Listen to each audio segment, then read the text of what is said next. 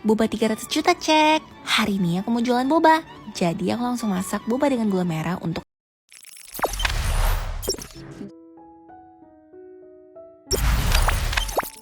Siska Cole kembali bikin netizen Miss Queen menangis. Jual boba 300 juta bonus topping emas.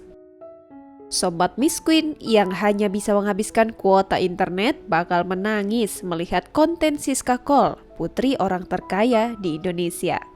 Setelah nasi goreng 400 juta rupiah, kali ini tiktokers Siska Cole dan adiknya buat ulah lagi dengan menjual boba harga 300 juta rupiah. Kakak beradik yang kerap mengunggah konten makanan mewah itu kembali berpura-pura sebagai penjual dan pembeli.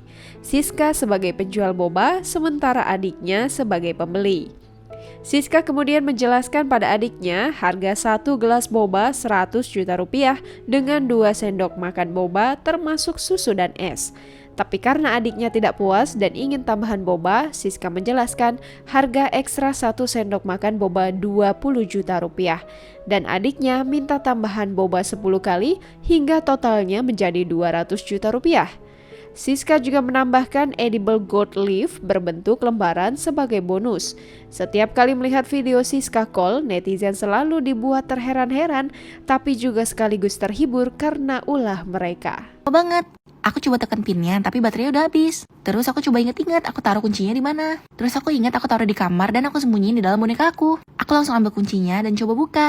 Mari kita coba. Dan setelah diputar akhirnya bisa kebuka. Aku seneng banget karena pas dibuka ada HP lama aku guys. Aku langsung keluarin uang di dalamnya untuk ambil HP lama aku. Ini HP merek Vertu buatan Inggris yang papa mamaku beliin untuk aku dan adikku. Aku kangen banget.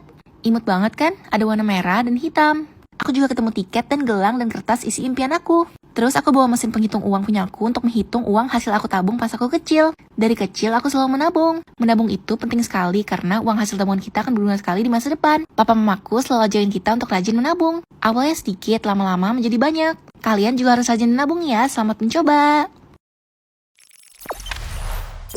Jangan lupa subscribe, share, komen, dan like ya.